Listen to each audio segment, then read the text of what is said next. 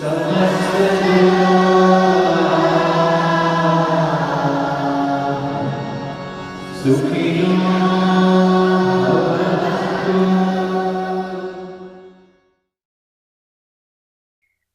everyone to our Mantras for Peace Wisdom Gathering Presenter Series.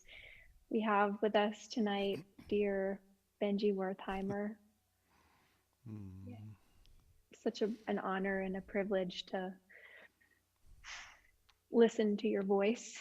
Both we're looking forward to some mantra chanting and some words of love and wisdom, which in my experience of you flow so freely and eloquently. So really glad to be able to share that conversation with a wider audience, both here at this moment in time and on our YouTube channel as we go forward. So so Benjy has asked to chant a particular mantra and to start us off. So would you like to share a little bit about that mantra, Benjy? Well, certainly. And well, first of all, Anandra, thank you so much for having me. It's an honor to be here. It's really sweet to see a lot of friends and even some family on this call. And really, I suppose we're all part of a wonderful family right now. I'm always grateful for finding ways to connect in this time when, for going on 2 years now, it's been so hard for us to be in person. There's a great mantra known as the Mahamrityunjaya mantra, which is the great death-defying, or the victory over death mantra, in a little more literal translation from the Sanskrit. And it's feeling very close to my mind and heart right now because, as many of you may know, especially if you saw my recent Facebook post about it, I have been going through one of the most challenging times of my entire life right now. And I will honestly say I thought about not doing this live stream, even though it had been scheduled for now, and that there was an opportunity in a time like this that reflects on this mantra. This mantra is very much about showing up for those people who are, well, in my case, making the transition from their physical bodies. Somebody I cherish and I will never hug again, and all of these things that we take into our hearts. And this recognition also that there is something powerful and immortal in the very soul. And that's at the heart of this mantra for me. It makes a reference to, even as the cucumber is severed from the vine, so may we also be released from death, and to recognize the eternality of the soul itself. I'm being a bit poetic here, not very literal in that Sanskrit translation, but for the moment I think the mood of it is very much in line with what I wanted to share. Anandra, were you able to find a text for this somewhere that you could share in the chat for people? Yeah, I'm actually just going to share my screen for a moment, Sure. maybe the first couple rounds of your chanting. Great. And then I'll take it off so we can focus on the chanting itself. So yeah, go ahead. Okay. Just a page out of our teacher training manual here. Everyone can see. Yeah. Well, as is a fine tradition, maybe we can start with some 3 ohms together, and then we'll go into this Mahamrityunjaya mantra.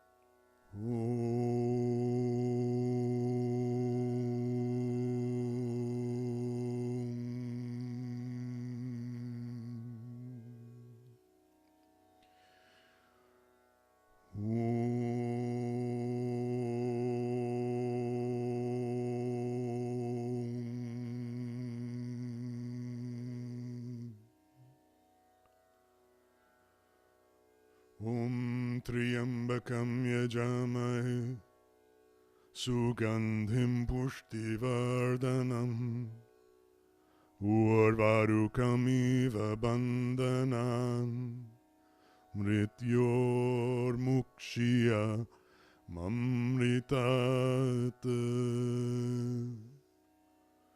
Om Triambakam yajamahe Sugandhim pushtivardhanam Urvarukamiva bandhanan Mrityor mukshya mamritat Om Triambakam yajamahe Sugandhim pushtivardhanam Urvarukamiva bandhanan Mrityor mukshya mamritat Om Triambakam yajamahe Sugandhim pushtivardhanam Urvarukamiva bandhanan Mrityor mukshya mamritat Om Triambakam yajamahe Sugandhim pushtivardhanam Urvarukamiva bandhanan Mrityor mukshya mamritat Om Triambakam yajamahe Sugandhim pushtivardhanam Urvarukamiva bandhanan Mrityor mukshya mamritat Om Triambakam yajamahe Sugandhim pushtivardhanam Urvarukamiva bandhanan Mrityor mukshya mamritat Om Triambakam yajamahe Sugandhim pushtivardhanam Urvarukamiva bandhanan Mrityor mukshya mamritat Om Triambakam yajamahe Sugandhim pushtivardhanam Urvarukamiva bandhanan Mrityor mukshya mamritat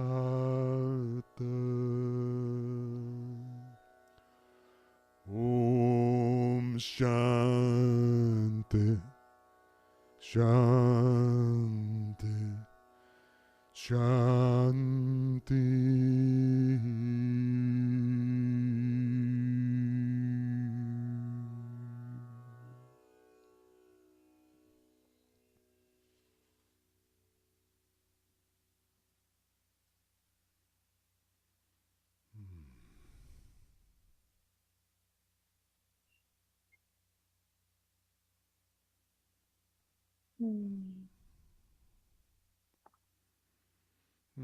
So nice to chant together like this, to see you and feel you wherever we are, all over the world. I know some people here from Vermont, Hawaii. I guess you were mentioning Australia, Scotland. My goodness.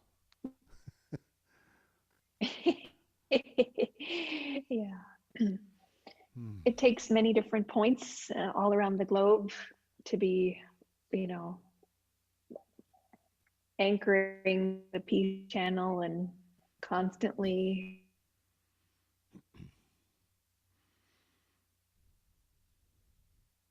Yeah.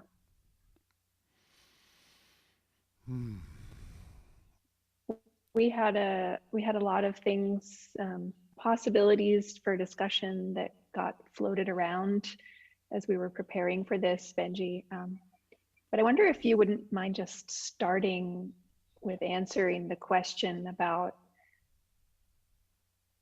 the role that mantra has played in your life during difficult moments.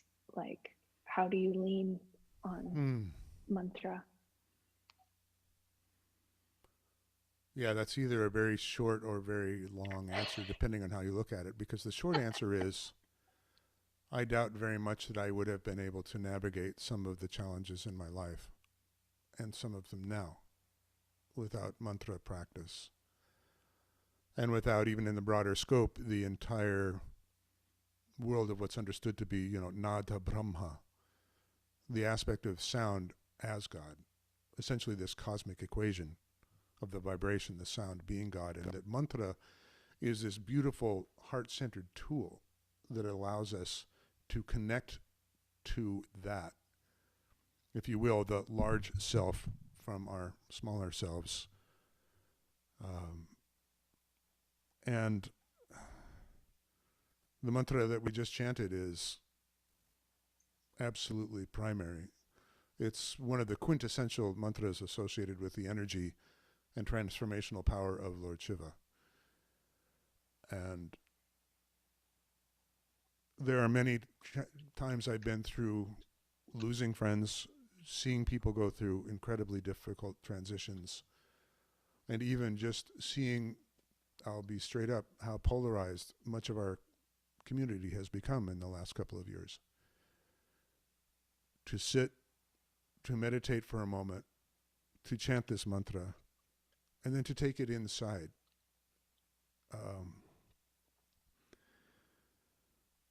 There are a couple of realms that are understood, of course, in mantra practice and in music to be very central to Nada Yoga, this yoga of sacred vibration and sound. Of course, I'm always reminded, there was many years ago, there was this magazine interview when somebody was asking us about mantra practice in the form of kirtan. And I said, well, it's not just that we're singing, it's not a performance. This is really Nada Yoga. And there was a long silence on the other end of the line. And then she said, well, what do you mean it's not a yoga? I thought this was all about yoga. No, Nada Yoga, the yoga of sound, and that cosmic equation that I was referring to before, that vibration is at the very center of all things. And when we chant even Om, there's so much even to that one syllable mantra, the primordial mantra of all creation, that this Nad is a way of reflecting in sound all that ever was, all that exists in this instant, and all that has the potential ever to be. And within that, too, is a way of connecting with something that it is almost impossible to wrap our minds around.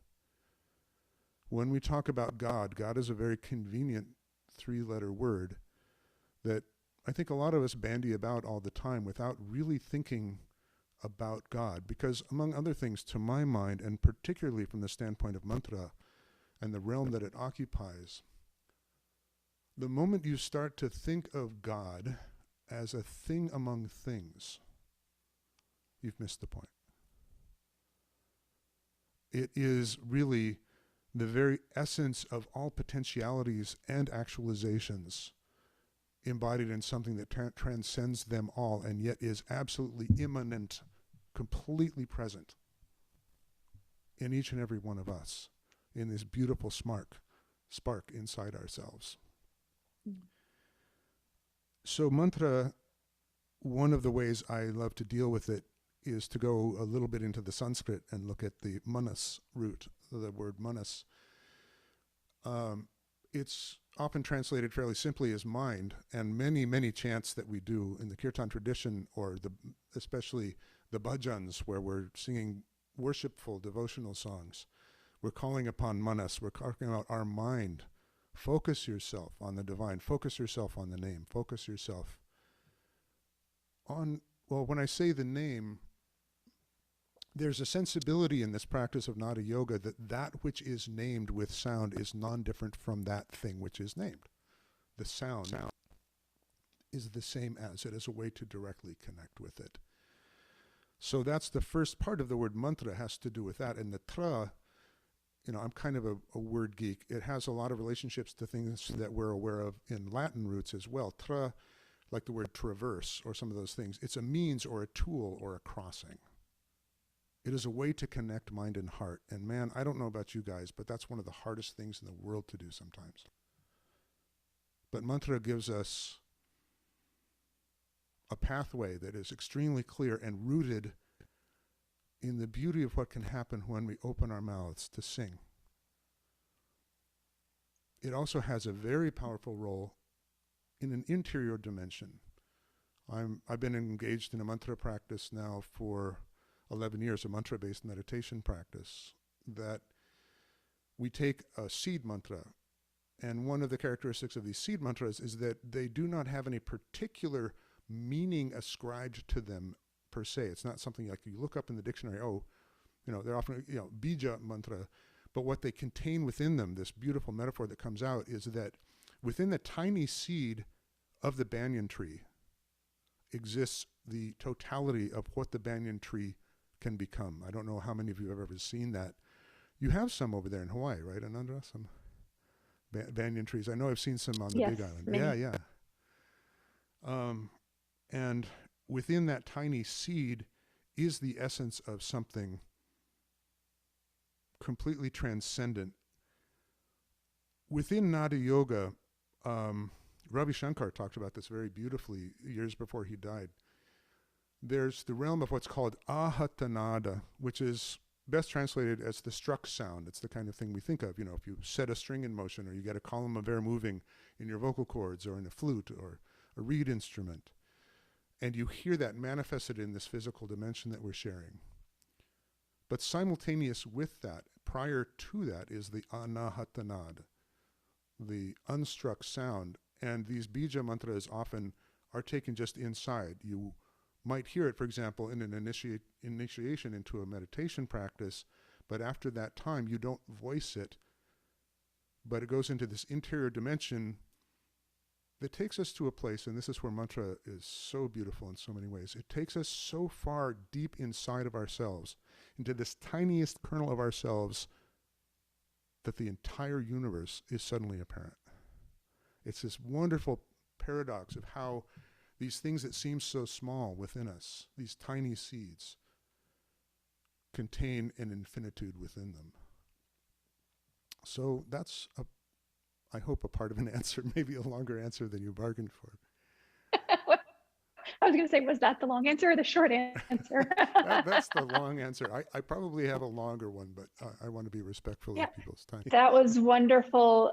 So that was a beautiful expression of one of the things that makes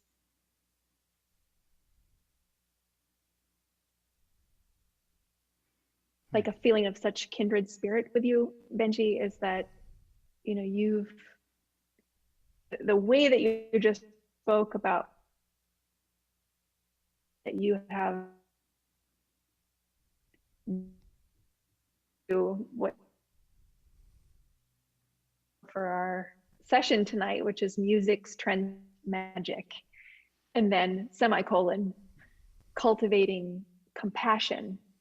And you've gone down that infinite inner spiral through the music, which we are both incredibly privileged to have had exposure to the Indian traditions of music and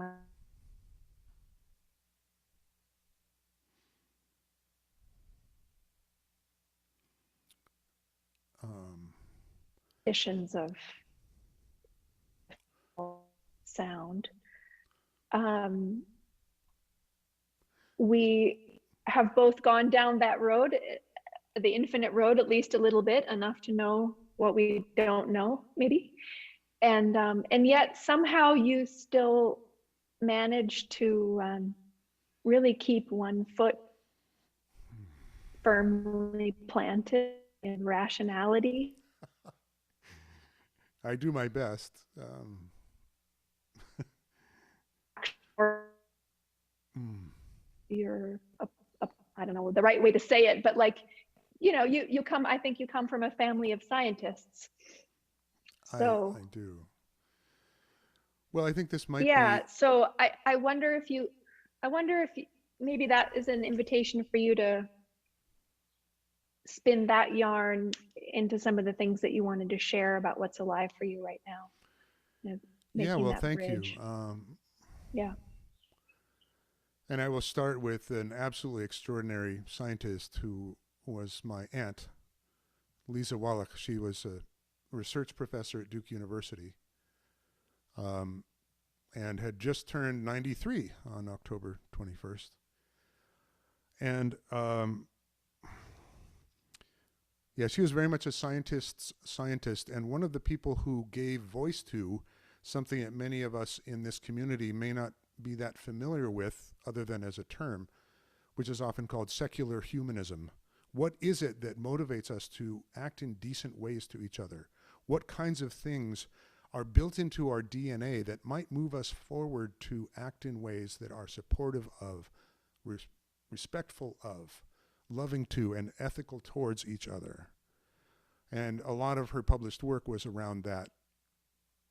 And I was chanting for her tonight in my heart when we were doing the Mahamrityunjaya mantra, because she made a choice a couple of weeks ago to take herself off of some medications that were keeping her going, but very, very uncomfortable inside this body that, you know, we all have, and was realizing it was time. She'd had enough of this particular mortal coil for the time being. A brilliant scientist at Duke University, and I loved communicating with her because we were reaching across what is often seen as the spiritual/scientific divide. She was very respectful in all her inquiries, like such things as we talk about in infinite consciousness, and she would bring up this question that's often hard to answer, particularly in empirical terms, of, well, why is there a need for this overarching consciousness? And a lot of things come about because of this mechanistic view of the universe. And one of the things that always pulled me as a child, I was raised by two scientists. My mother was a Harvard PhD psychologist and also an internationally famous epidemiologist. She was the one who uncovered the link between high current configuration power lines and childhood leukemia, which was a very controversial finding in her time, and the powers that be were very much interested in keeping this from becoming common knowledge, or they often funded these competing studies that came up with different results than she had, and so on. It was quite something. My mother was quite the warrior for truth in science. My father, professor emeritus of psychology at the University of Colorado in Boulder, also. And my grandmother was a pediatrician who raised two daughters as a single mother, and she also, up until she was 91, kept going to Stanford Library to continue her pediatric research. So yeah, I was very much raised in a scientific mold, and one of the things that I recognize in that is that my sense of security, my sense of how the world operates, came very much from that model. It's a very difficult model sometimes to reconcile with spiritual practice. Yeah, please go ahead, Nanandra. I wonder if it would be accurate to say that your sense of security comes from the constant questioning that is science.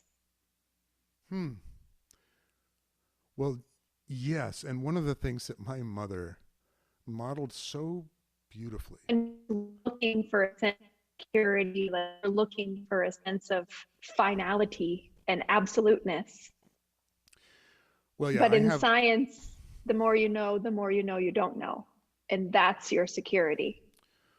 Very well said. And as I was going to talk about my mother, she was somebody who was so comfortable with the mystery. that to me is a gift that is, well, to me, it's sometimes elusive because, we all want to have some kind of sense of what's going on here. What does this mean? And there are all kinds of things in the phenomenological universe that the empirical method is, I think, the best tool we have for. If we're looking at what's going on in materialistic ways, we can come to deep understandings of the how and the what. Now, the why becomes a whole other question, but you were about to say something else? Sorry. That's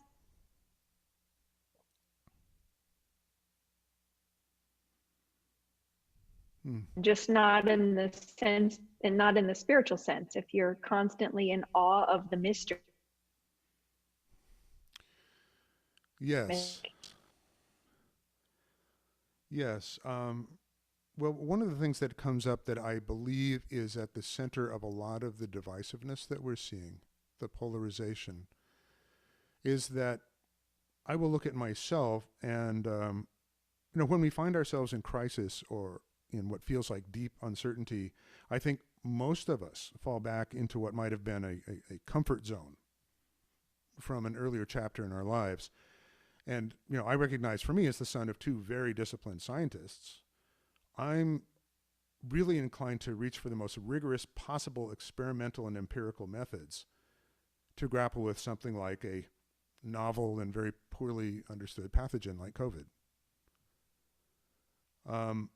What's hard about it is the immediacy of the problem. I know many people who have died. I know many people who are long haulers. It's so tragic. I have a sister-in-law who is a kidney specialist who was pressed into COVID service in Massachusetts and had to watch people say their final farewells to their families on FaceTime when they couldn't be close to them. And it's just unimaginably awful. So we feel like we have to deal with it now, and we have to deal with it from a place of certainty. And science and empiricism is a long and messy process, which flies in the face of, the feeling we need to do all we can to get on this ASAP and let's solve this and let's come up with answers. And black and white facile answers are often very appealing. And I think that the sad part about this is no solution clearly is going to be perfect, or even more important in this case, perfectly safe. There are people who have adverse reactions to vaccines. Yet, of course, there are people who will die. I mean, it's such a crazy thing. For example, some people have no symptoms whatsoever. Another friend of mine was on a ventilator for 16 days before he died. Another person died within 3 days of being diagnosed. I like this. Sundram said, the first sip in the natural sciences will turn you into an atheist. But at the bottom of the glass, God is waiting. From Werner Heisenberg. Thank you for that. To just continue and finish this thought out, just as I might reach for the hardest science I can find, and it would be buoyed by people like my Sangha brother in the Neem Karoli Baba community, Dr. Larry Brilliant, or Dr. Bill Fagey, who's actually my mother-in-law's cousin, who was also the head of the CDC for 6 years. They devised and implemented a strategy that eradicated smallpox from India and ultimately from the world. And so I feel very drawn toward the kinds of approaches that they advocate for. But many people who were children of people of my generation, a lot of the children of the hippies, for example, distrust of the establishment is so deeply entrenched that that's a place of comfort, as it were. We can't trust these people. We can't trust Big Pharma. I don't trust Big Pharma. I don't trust the medical industry. Many other people might gravitate just as strongly toward a deep and completely understandable mistrust of the medical industry, of Big Pharma, of the establishment. I really get this. I get this perspective also. What's hard is that in the world we occupy, particularly in social media, the kind of discourse that's needed to rationally address this is not supported. It is not a part of the economy of the social media world, if you will, especially Twitter. I mean, Twitter is a great place to, start hurling 140 character barbs at one another, as far as I can tell. And it's very sad to see that. You had some insight that you wanted to share about navigating this really difficult time that you're going through with compassion. And I think you had some videos that you wanted to share as well. So I'll just hand it over to you. Okay, well, I Yeah. do hope, I definitely want to hear more from you, and I'm very grateful for you having me here. There was um, something that really came into my mind and heart, and I'm going to use an example that's probably very familiar to the Westerners among us. Arguably my favorite Western composer, at least for piano, is Chopin. Chopin understood the soul of the piano, and what he was able to convey with that was absolutely astonishing. For any of you guys who are interested in this, there's a fantastic teacher who's at the New England Conservatory. His name is Ben Zander. He's one of the professors of music there, who did this TED Talk about what is probably one of the most famous pieces of music from Chopin, his Prelude in E minor.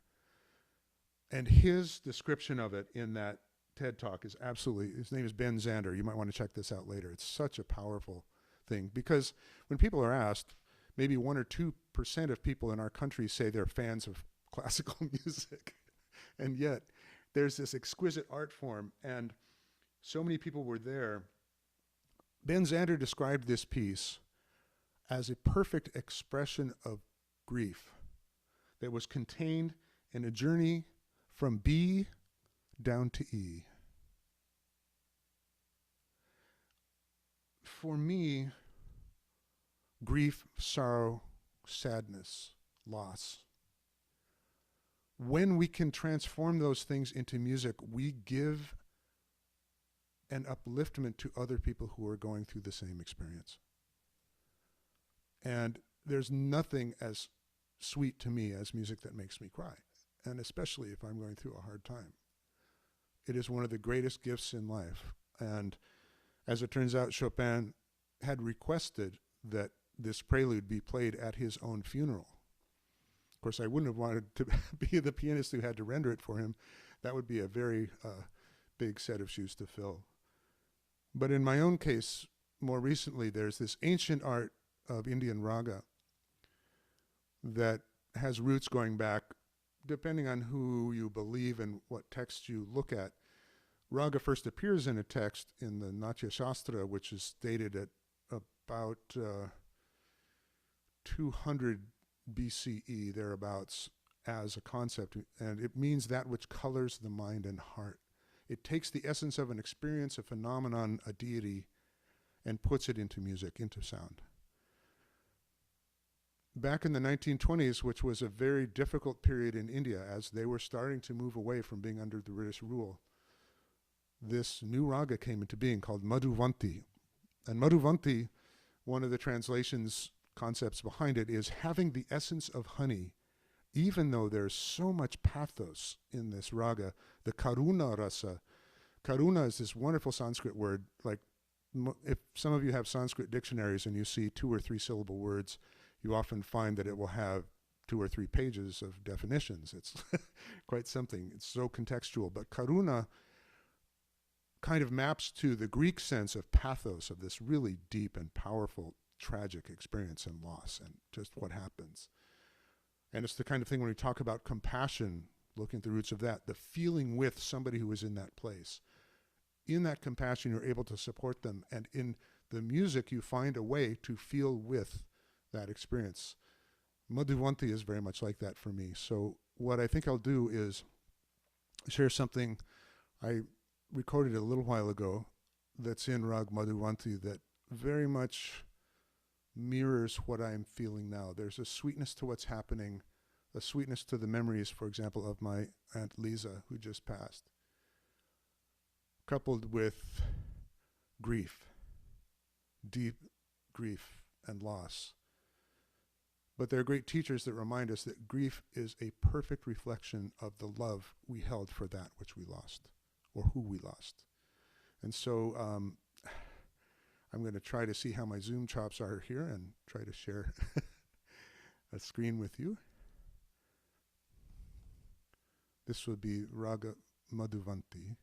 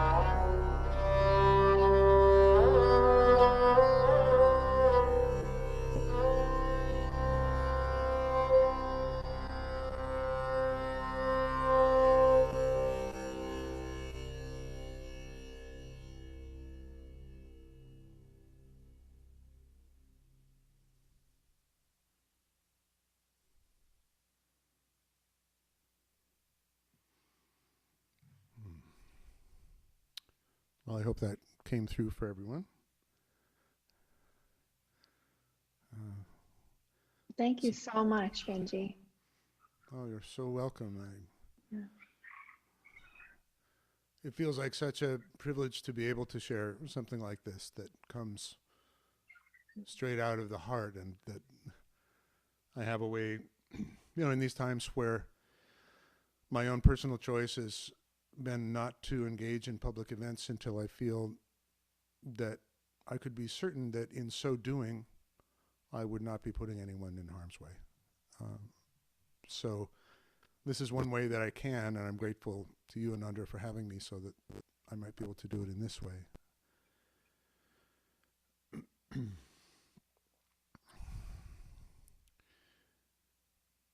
I wanted to return for a moment to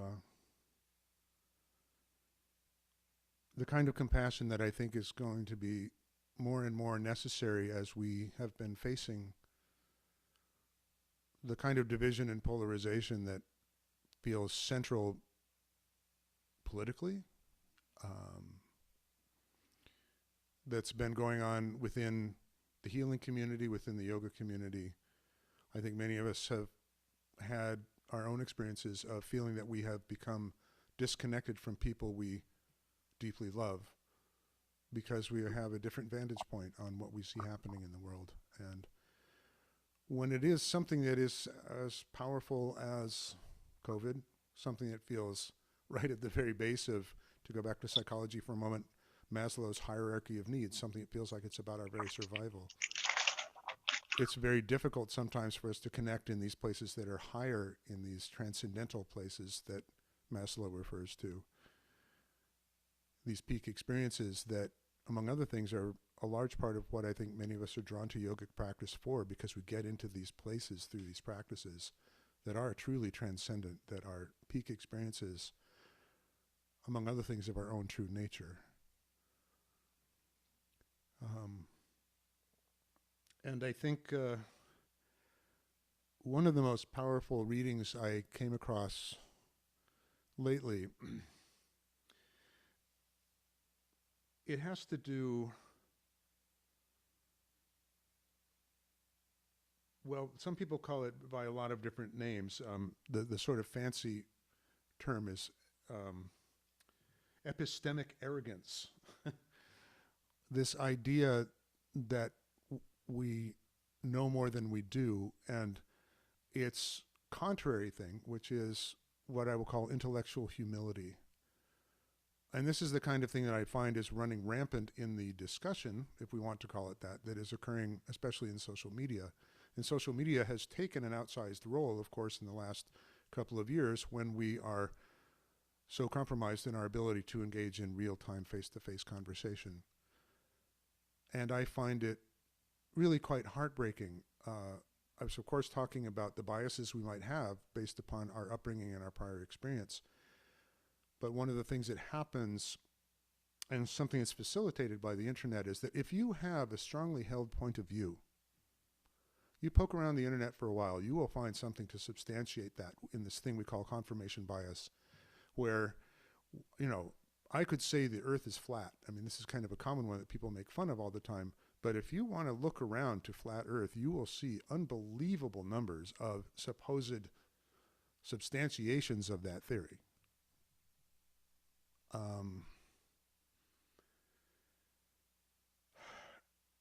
I think that, I guess what it really comes down to is, can we try to put ourselves inside somebody else's viewpoint for a while, inside their own experience, even if it's in discussion and debate. One of the greatest gifts I was given in my high school debate class was the repeated assignment of having to argue a point with which I vehemently disagreed. What a trip. I was raised in a very politically liberal family in this, what people like to jokingly call the People's Republic of Boulder, Colorado. I mean, it was and I was being asked to advocate for some of the policies at the time of what Henry Kissinger was doing. was horrific to me because I saw it, and I started to get inside these things. It was true in my own family. I had an uncle who was at Lockheed Martin, and his business was actually getting defense contracts for things like missiles and planes. And he believed he was doing something good for the world. One of the things that prevents us from doing this,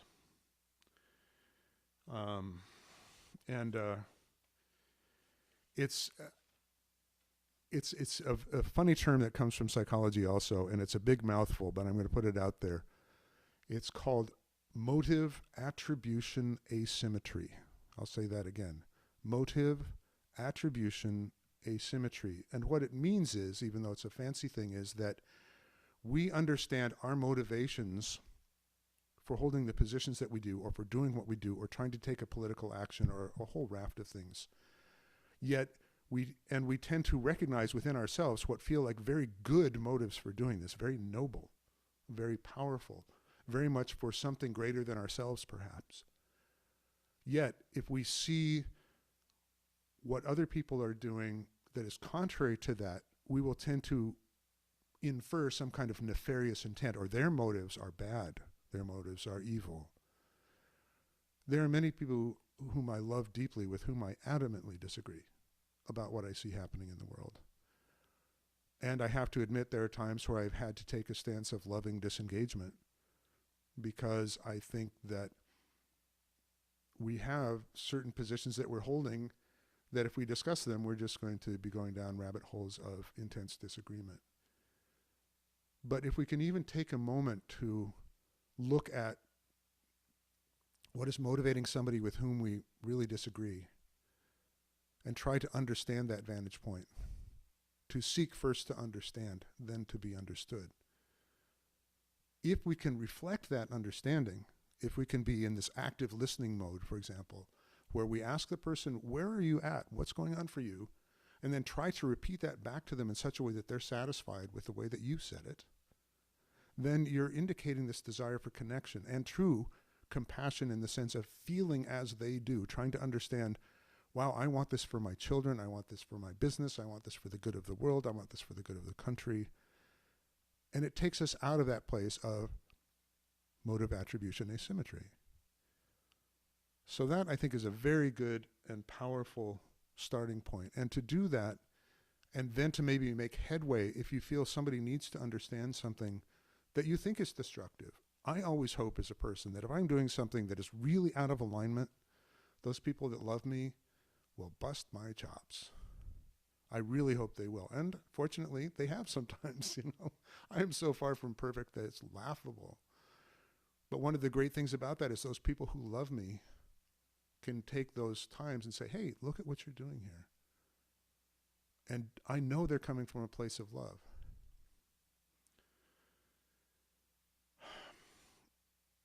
I've talked about many of these things, these filter bubbles, the confirmation bias thing, and of course, algorithmic models that keep them going. I'll never forget when somebody I had known reasonably well posted this really horrific, violent meme, and it scared me to death to see this person advocating, well, in this particular case, for a violent resistance to vaccines. And I started looking around because I wanted to understand what is going on here. I was looking around on Facebook. For the next week and a half, Mr. Liberal guy from Boulder, Colorado was getting all these things for ads for MAGA hats and t-shirts. I was getting all kinds of, very dangerous Second Amendment rights, all kinds of things that were very angry, very violent kinds of things in my feed. Because I was feeding the algorithm, and it was feeding me what it thought I wanted to see. We have to watch out for that. That confirmation bias can get built in so fast. And we think we're getting the whole story in these social media feeds. And of course, it's almost always what is going to be perhaps the most confrontational, because confrontational posts get a lot more engagement, or something that they know we're going to be on board with. I think for those of us who are into the mantra sphere, I prefer to stay in the echo of my mantras for peace.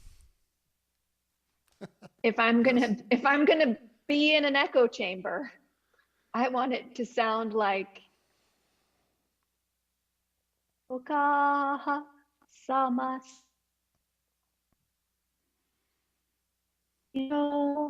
Avanto. Like, Yeah, yeah. I couldn't agree more. Um, Here we're using this technology to meet together and to have a conversation,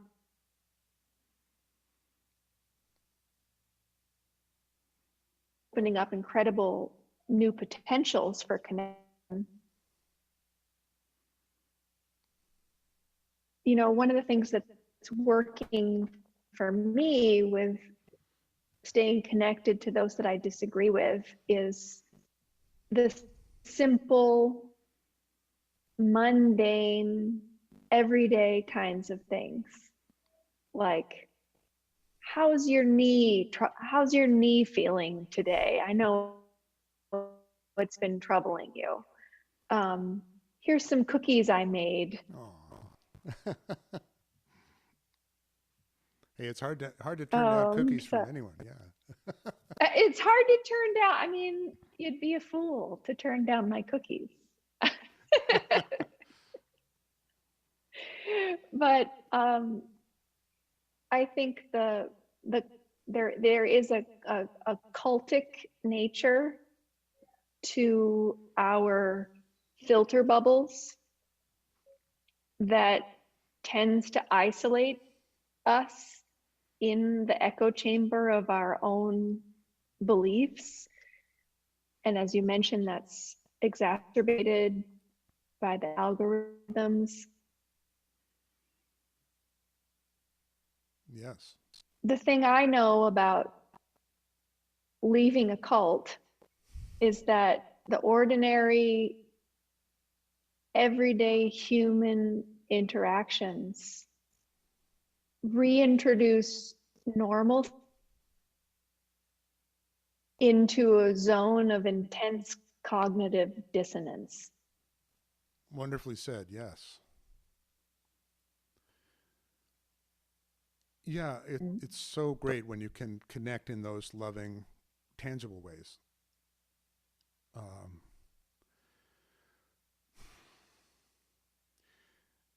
I think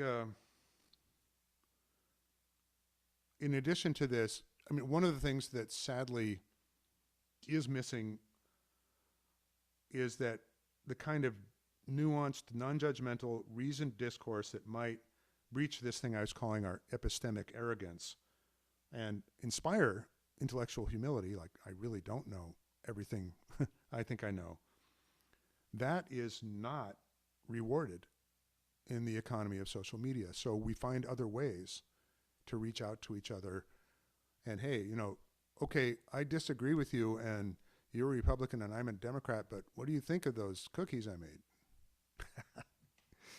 If we can find ways to do those sorts of things, I also hope, because a lot of people of many belief systems accuse people with whom they disagree of not engaging in critical thinking. You've probably seen that. We'll take the COVID debate that you see going on in social media as one example. I've seen that over. Oh, cookies for peace. I like that. That's a great one to see in there. Okay, I'm in. Let's get it going. Cookies for peace. And also the idea that John was saying, to go into something and say, oh, that's interesting. How did you come to that point of view? Now, all of this is very much contrary to the kind of slapdowns that you see, like there's this glorification of that in social media. But to me, I guess there are a few things I was writing down when I was thinking about what the keys are to critical thinking and what that means to me. And I'm curious if other people have thoughts about that. Because to me, it's part of engaging lovingly with somebody and, among other things, being willing to look hard at a perspective that is not your own. That's one of the pieces of it. Thinking systematically, not just always coming from something that hits us in what we'd call our reptilian brain, but really going through things in a systematic way. And that includes seeing perspectives other than your own. And it requires the ability to change your mind when some kind of new evidence arises. It's very important to identify what information is relevant and what isn't. And alongside that, very closely, is identifying and discarding logical fallacies. A couple of them that we hear about all the time is that, correlation means causation. That's one that's used all the time in a lot of debates these days. Or also attacking somebody, what they called in Latin, the ad hominem. You attack the person, not the idea. No, we can be in this loving place. This practice can help us be in this loving place from which we say, I have no desire to attack this person. Now, ideas are fair game, but I love you, and I'm coming from the place of loving you. And unfortunately, the ad hominem is just to diss somebody else, and thereby somehow you think you take away any kind of gravitas they have in their ideas. There's also the red herring, that what sometimes people call whataboutism. Okay, we're not making any headway here, but what about this? And they did it too, and that sort of thing. This is not a part of a critical thinking process that's going to move us together forward. I think we have to be extremely aware of our biases and find ways to avoid them in these ways that we communicate with each other. And again, that's coming from a place of love and trying to understand. Looking beyond things that seem really obvious. And the flip side of that, because something seems so intricate and such specialized knowledge that I'm privy to, I've got the inside story. That kind of one-upmanship doesn't have a place in the critical thought process either. So if we find ways to do all that, I think we can make a lot of headway. And a lot of that involves compassion, feeling with people, hearing them. Making somebody feel heard is a much better place than, flipping them off as a way to establish communication. I learned in and group change where if you're not listening, you're not present. And there's no way to harmonize and synchronize and feel that, the connection that is so beautiful and nourishing in a space of sacred sound. It's something our bodies crave. Yeah. And something that heals the trauma of disconnection, and I think opens up all new potentialities for how we could relate to each other. I wonder if there's anyone who would like to connect and ask a question or offer something into the conversation at this point. Mm-hmm. Yeah, I'd love to hear And from. Did you have something specific you wanted to invite as well, Benjy? Well, at some point, I think before the end of our time together, I might share one other musical offering, but I am very curious to hear what kinds of insights people have that are with us tonight. I can hear myself talk anytime, and you made wonderful reference to this, Anandra. I think there's a quote that's attributed to the Dalai Lama that, when you're speaking, you're not learning anything. And it's wonderful to be able to really listen. It was something I loved so much. We wanted to learn from you. Well, thank you. I do my best. I'm glad you have the mic. It's a nice rest for me. Oh, well, thank you. But yeah, I don't know if we want to, Natalie, if we want to try to put questions in the chat, or if we want to allow people to unmute if they want to bring up a particular question. Does that sound good to you, Anandra, to move forward with that? Yeah, either or.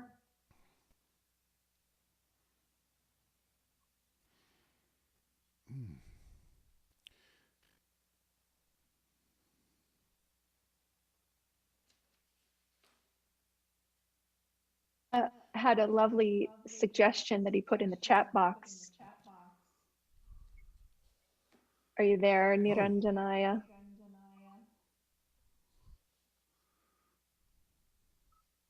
Mm. Oh, yeah. Yes, There you yes, are. I'm here. Yeah, yeah.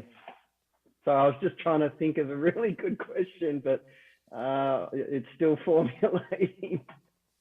Can you just say, for the sake of the audio recording, what you mentioned in the chat box, and then do you have any examples of when that worked for you? Yeah, I was just recently attending a presentation by someone, and one of the participants asked the question. It was a different context, but the general principle, I think, is still there. And, how do you deal with, it was, I think, a manager who's very stuck in their ways and not very open to your way of thinking, and perhaps even doesn't give you a voice. And so it talks about, perspectives, different perspectives, and having the freedom to express yourself, and how to do that in such a way without, in this case, jeopardizing your career, or, perhaps in a social setting, alienating the person forever. And yeah, that thought process was that's interesting. How did you come up with that point of view? She had 4 different variations of that. Each one starting with "that's interesting." I can't remember the other 3, but I just picked up that particular one. How did you come up with that point of view? But I just loved that motive attribution asymmetry. I've never heard of that before, but someone's actually named a kind of concept there, and I love that systematic approach. And all those things that you mentioned, I'm going to reflect on that myself and try to engage with people that have different perspectives to my own in a loving way that doesn't result in attacking the person. And and that might leave me open to being attacked, but still to try and keep it on track and not reciprocate that kind, but try and take that as an approach for meaningful dialogue, and to grow from the experience. Yeah, that's a wonderful goal to have. And actually, well, now that you have that, especially if you've written it down, it makes a wonderful Google search. There are some incredible studies on this whole phenomenon, and I spent a fair bit of time trying to look into it because, again, with my background from scientists, I really want to try to understand it in a way that I can sort of break down. What is a process I can do that might allow me to address it better?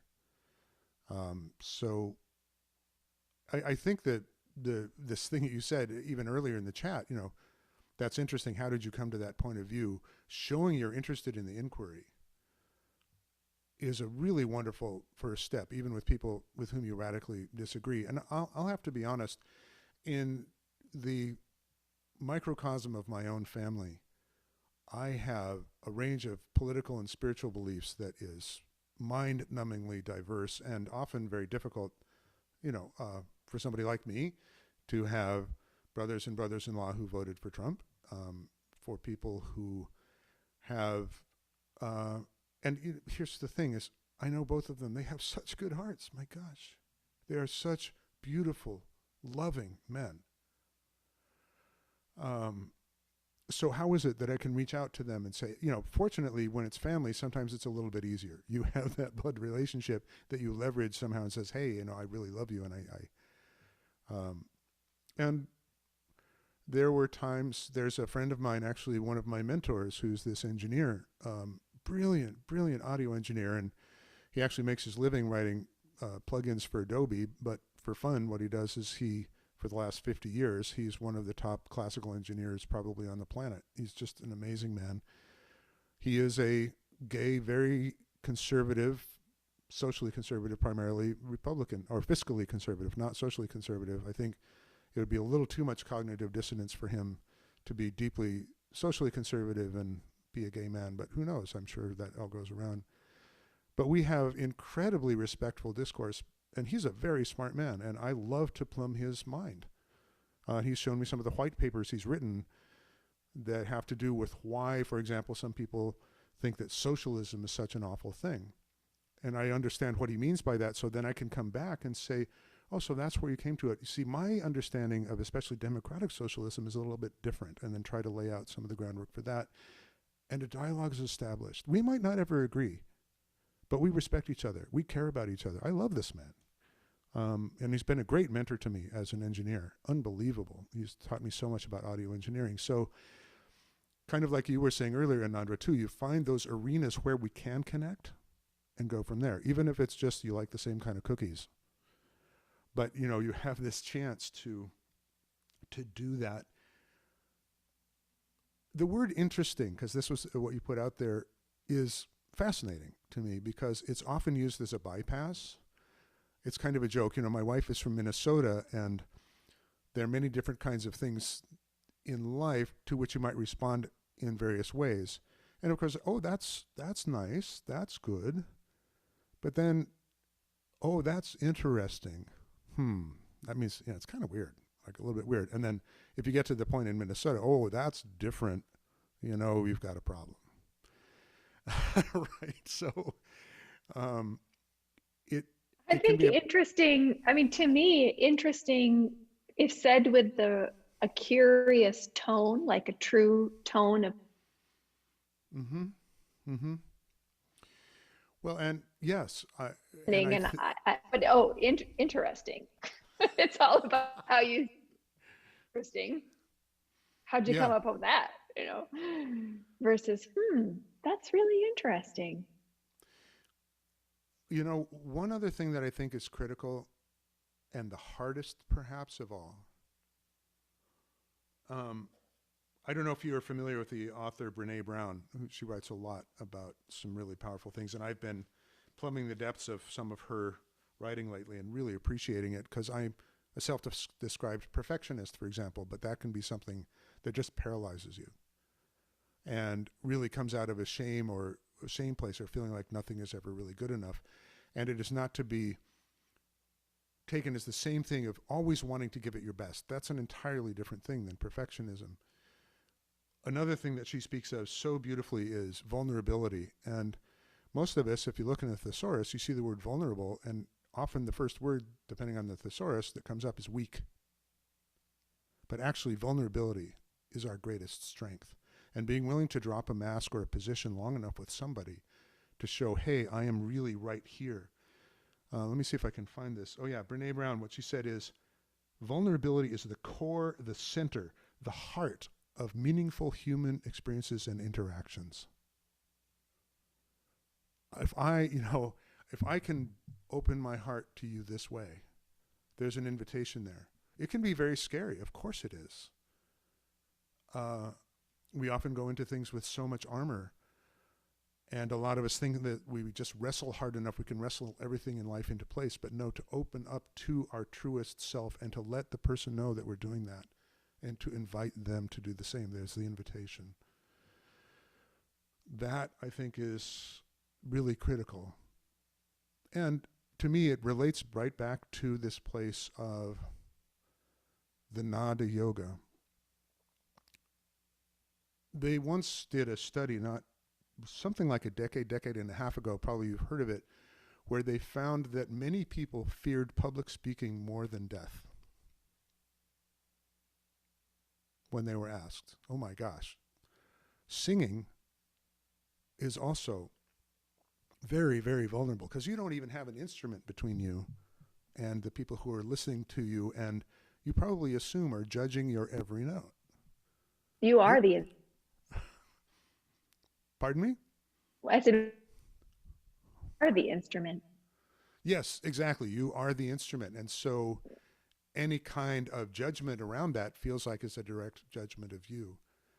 But to use that instrument to call out to something so much larger than your small self is also it's quite a vulnerable act because there's an acknowledgement that there's something beyond this lump of flesh that I'm inhabiting here, that all of these things that I mean when I use the word I, the word ego, of course, was exactly the word I in Latin. That's a very meaningful insight to have. The sense we carry around of who we are in the limited sense. And that is what we transcend in our mantra practice. You know, in many broad brushstroke versions I've seen in like comparative religious classes and so on, there's this idea that in Eastern religions, ego is bad. Just straight up, ego is bad. And what I've come to the recognition of, again, this is related to the mantra practice because it feels like a lifeline to something we might allow ourselves to become a conduit for, that is larger than us. That having the appropriate confidence in the skills you've cultivated to allow that to happen is serving God. It's serving something much larger than yourself. It's when you think that this small being here is the source of all of that that we run into issues. It's a certain kind of very special conceit, if you will. Oh, I can do this. I can allow this to come through me. One of my favorite sayings is that the winds of grace are always blowing, but it's up to us to open our sails. For me, with my Gurujis in Indian classical music, I spent 11 years trying to figure out how to open my sails in that discipline. And that's something that's incumbent on all of us. Each and every one of you here, I'm certain, has a completely unique set of gifts that you and you alone have to offer this world. So this is a way we can open our sails. When we chant together, we can open our hearts. It allows us to be vulnerable to the possibility that there's so much more than this limited existence that we anticipate. And the other side of vulnerability is what's going on for me now. I am looking at the aging of my parents. This generation is moving away from their physical form. I don't know how much longer my stepmother is going to be with us. She's not doing well. I'm not doing well. I have a horrible hip problem right now. I have what was called extremely severe end-stage osteoarthritis in my left hip that has not made life fun. And fortunately, it looks like I'll finally be able to get somewhat bionic to take care of that in the not-too-distant future. I'm looking at what happened with Lisa and her passing, and what a gentle and sweet and beautiful spirit and profound intellect we lost when she passed. And seeing the things that my mother-in-law and father-in-law are going through, that my mother-in-law took a very bad fall this last Tuesday, and it made clear, among other things, that my father-in-law really needs a lot of help for the very basic day-to-day activities. I get to show up for that. And that's a part of this vulnerability also, is like, wow, there's a gift here. I can do something about this. Now, for any of you, isn't it true? Is there anything that feels sweeter than knowing that you've really helped somebody, that you've really made a difference? It requires showing up, and showing up, Brene Brown's book is called Daring Greatly.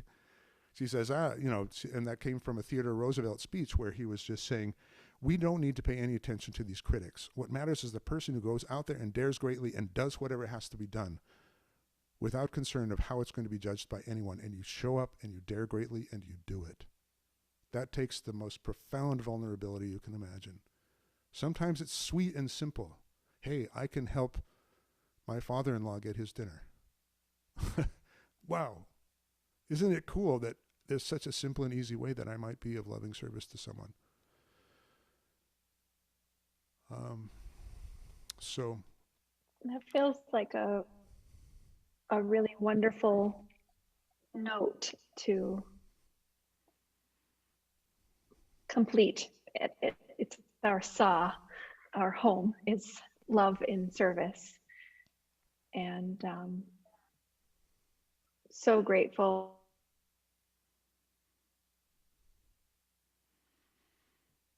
This conversation in the midst of such a intense time for you, and moment, and certainly this is a service for you to share your wisdom and your compassionate voice with us and the Mantras for Peace community. And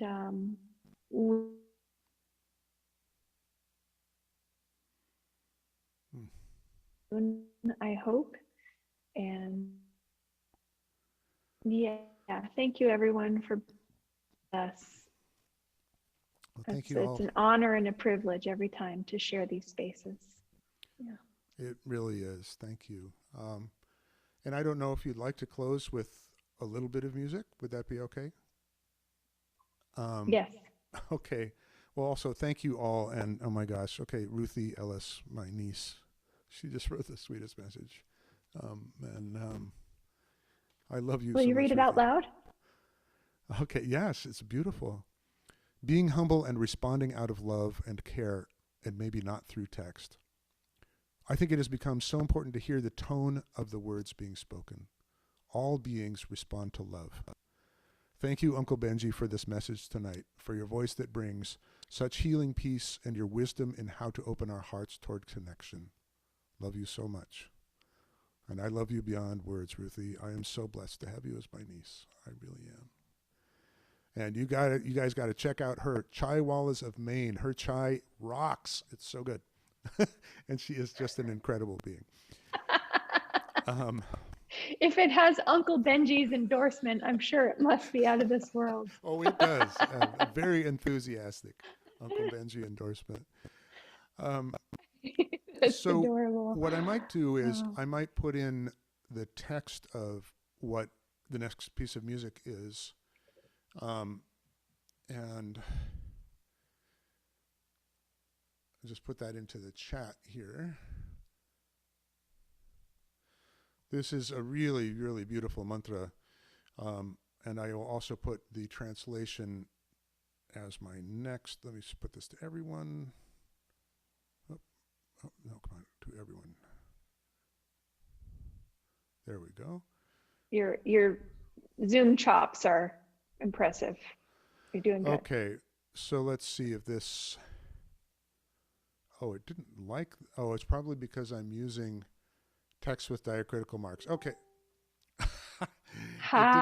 It did not show up well in the but I'll give you the translation.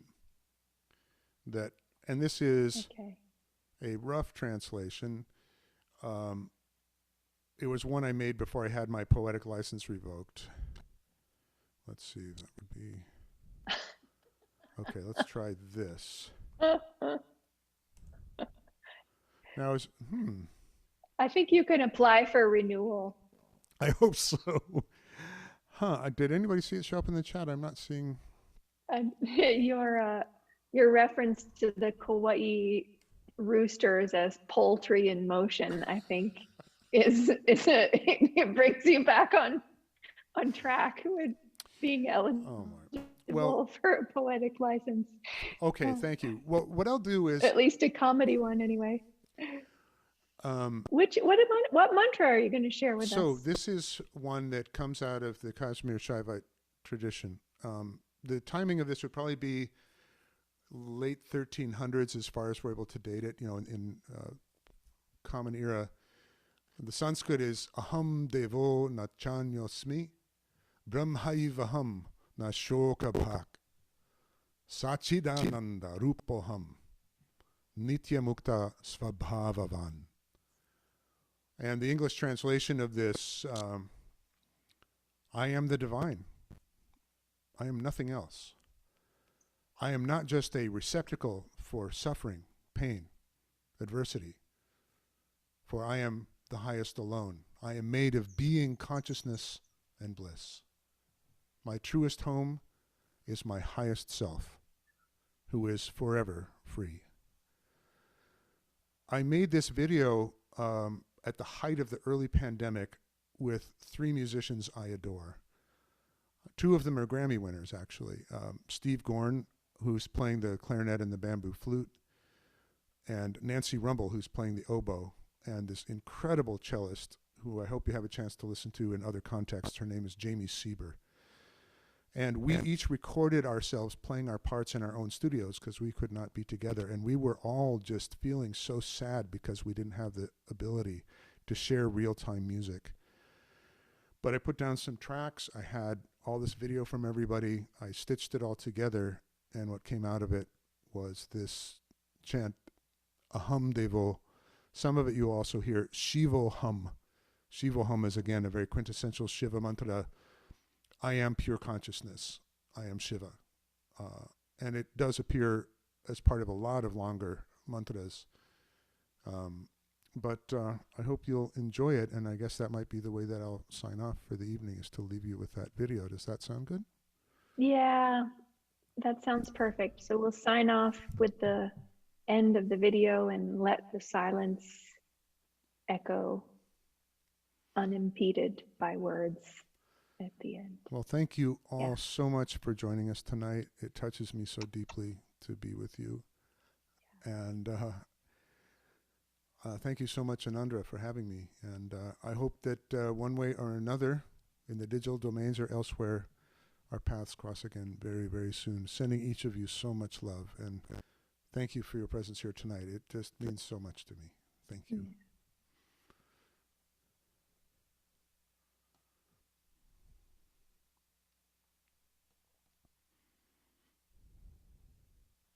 You're a treasure, Benjy. Thank you. Oh, thank you so much, Anandra. Okay, here we go.